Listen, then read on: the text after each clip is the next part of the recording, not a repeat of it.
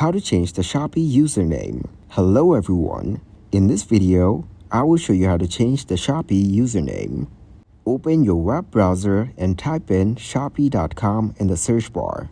Once the shopee.com website loads, find your username and click on My Account. After clicking on your account, you might see a new page. Look for the option that says Edit Profile in the left dashboard. Click on it.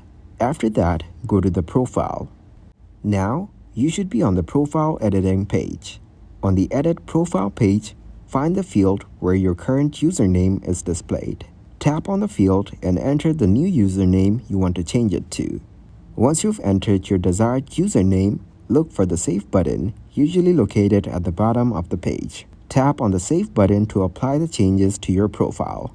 After saving your new username, a pop-up message may appear. Take a moment to read the message carefully. If everything looks good, simply tap on the OK button to proceed. Thank you guys for watching this video. Hope you got some value. Make sure to like the video and subscribe to the channel to get notified of new videos. See you in the next one.